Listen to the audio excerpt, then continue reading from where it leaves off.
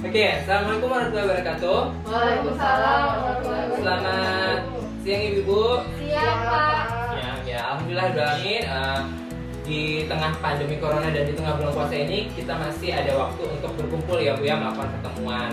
Nah, seperti biasa kita bakal membahas seputar tentang masalah ibu dan anak. Nah, sebelum kita masuk ke materinya, ada 3 peraturan yang harus ibu ikuti. Yang pertama adalah ketika saya berbicara di depan, berarti ibu harus diam dan mendengarkan. Begitu juga sebaliknya, ketika ibu yang berbicara atau menjawab pertanyaan saya, berarti saya yang diam dan mendengarkan. Nah, yang kedua, ketika materi belum selesai atau pertemuan ini belum selesai, jangan ada yang pulang ya Bu ya. Jadi nanti kalau keadaan mendesak, silakan boleh pulang, tapi izinnya langsung ke saya. Terus yang ketiga, ketika ibu bisa menjawab pertanyaan saya atau inisiatif bisa menjawab pertanyaan saya, kita beri apresiasi dengan tepuk Tangan. ya. Coba kita tepuk tangan semuanya dong.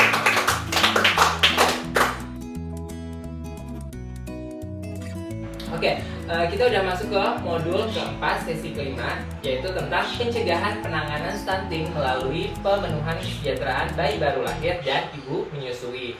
Nah, untuk kesejahteraan bayi baru lahir, ketika lahir, bayi itu beradaptasi dari yang semula dalam kandungan, kemudian beradaptasi ke dunia luar atau ketika sudah dilahirkan ke dunia. Jadi harus adaptasi seperti caranya bernafas, terus pemenuhan gizinya. Kalau dulu kan di dalam kandungan dia hanya mengkonsumsi sari-sari makanan dari ari-ari atau plasenta. Nah, pada saat lahir itu harus dari ASI eksklusif dari 0 hingga 6 bulan dan juga nantinya bisa ditambahkan dengan MPASI. Terus juga nanti kalau sudah bertambahnya umur baru bisa pakai memakan atau mengkonsumsi makanan yang agak bertekstur atau teksturnya agak lebih keras sedikit seperti itu Bu ya. Nah, untuk ibu menyusui itu juga harus ada kesejahteraannya. Karena apa? Karena ibu menyusui itu tidak boleh stres ya. Benar Bu? Ya. Ya, jadi harus difokus Bu ya. Nah, untuk ibu menyusui itu juga harus mendapatkan kesejahteraan. Itu seperti apa sih caranya? Dipenuhi makanan bergizinya agar ibunya sehat dan juga bayinya sehat. Terus juga moodnya atau perasaannya itu harus dibuat positif dan bahagia agar tidak stres. Kalau stres, asinya tidak keluar seperti itu. Terus juga ketika ibunya suami bisa menggantikan peran ibu pada saat ibu lagi proses menyusui. Berarti perannya bapak digantikan oleh peran ibu digantikan oleh bapak seperti kegiatan sehari-hari yaitu memasak, mencuci dan lain sebagainya seperti itu.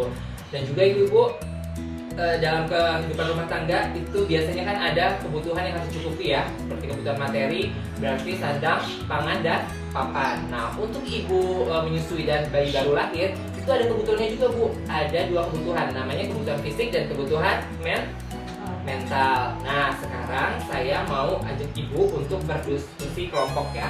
Di sini saya punya tabel ya Bu.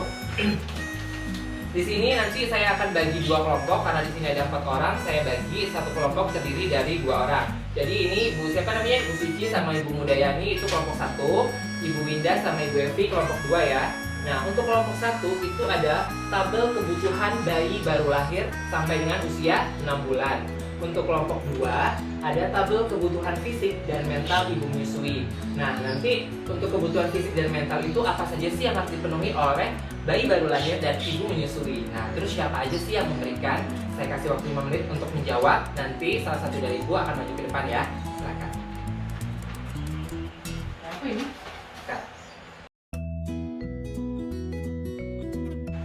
Oke, waktunya sudah habis ya Bu, udah 5 menit. Silakan dari setiap kelompok perwakilannya maju ke depan untuk mempresentasikan jawabannya.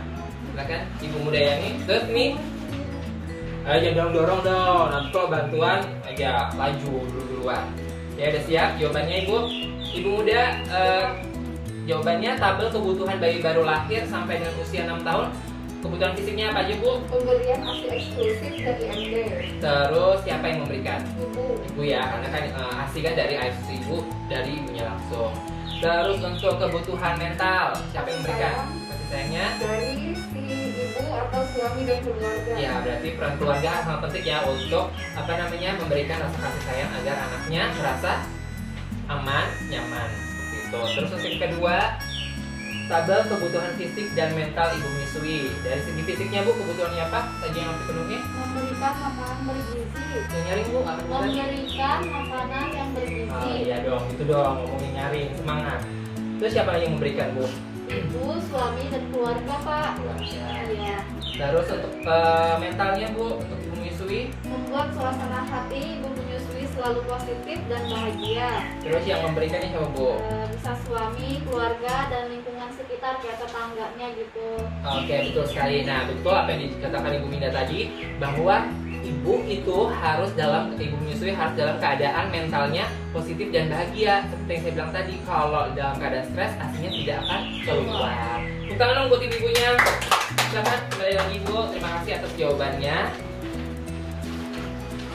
Nah, jadi ibu-ibu, saya rasa jawaban ibu semua memang pasti benar jawabannya ibu, karena ibu sudah pernah melaluinya ketika dalam keadaan hamil, terus juga melahirkan dan menyusui. Jadi pastilah pada saat kita punya anak, apalagi anak pertama, itu pasti perawatannya atau perlakuannya sangat ekstra, karena bayi baru lahir, anak pertama kita ini siapa tahu nanti ke depan akan menjadi anak yang berguna dan memiliki masa depan yang cerah gitu. Tidak seperti yang, mohon maaf, seperti ibu kan, kita kan kebanyakan lulus SD sama SMP aja. Nah, kalau anaknya dalam keadaan lulusan SD SMP juga, nanti cari kerjanya seperti apa bu? Seperti itu. Ketika kebutuhan fisik dan mentalnya terpenuhi, anak akan jadi sehat, cerdas, dan tidak menjadi stunting, dan juga nanti kalau bisa kedepannya bisa memiliki masa depan yang cerah seperti itu.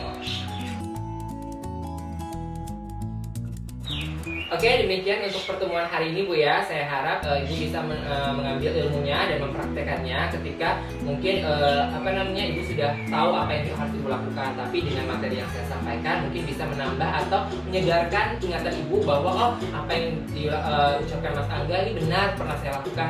Apa yang diucapkan Mas Angga ini belum saya lakukan, saya coba lakukanlah di kehidupan sehari-hari. Apalagi Ibu kan ada yang punya anak tuh, Bu Evi kan baru melahirkan tuh anaknya 3 bulan. Ya, alhamdulillah Bu ya, dapat banyak kan Bu bantuannya kan. Alhamdulillah, amin.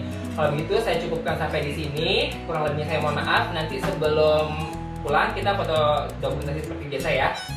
Assalamualaikum warahmatullahi wabarakatuh. Waalaikumsalam warahmatullahi wabarakatuh.